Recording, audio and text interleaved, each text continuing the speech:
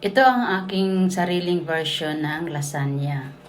Mahilig talaga akong gumamit ng kamatis. So, ginisa ko lang sa butter ang bawang, sibuyas at kamatis hanggang sa ito ay malusaw.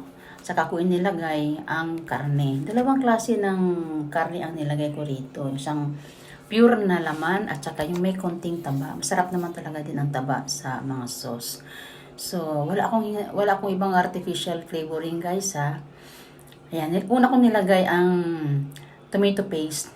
Masarap kasi ang tomato paste. Dito ko matansya kung gaano karami ang aking tomato sauce.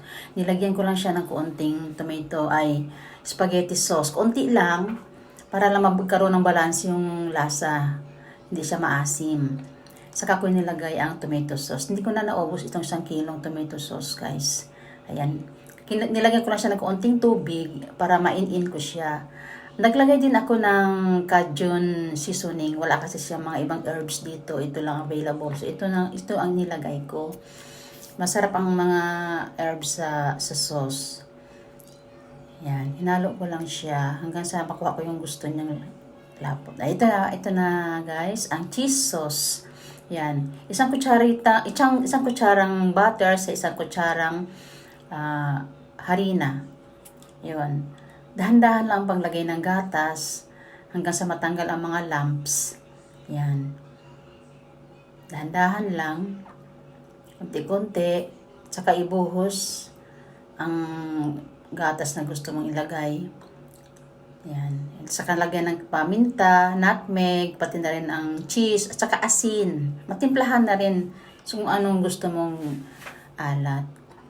Yan. Antayin natin na medyo lumapot siya. Ayan. Yan na ang gusto kong lapot, guys. Dito na tayo sa layering. Ito na yung mga exciting part.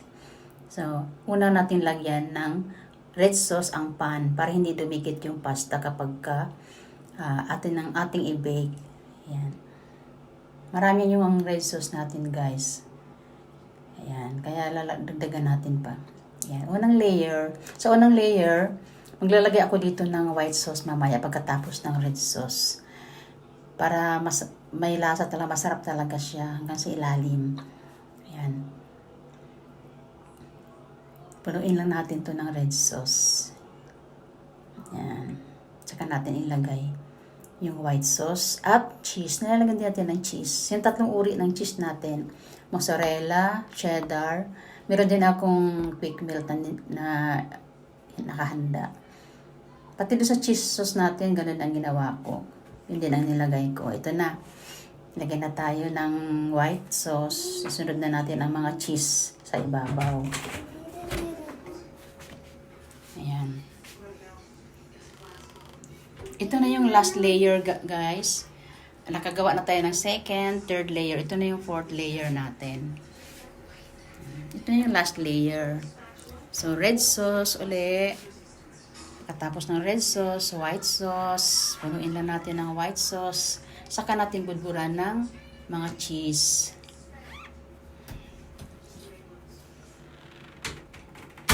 Ayan, punuin na natin. Ayan na yung finished product natin, guys.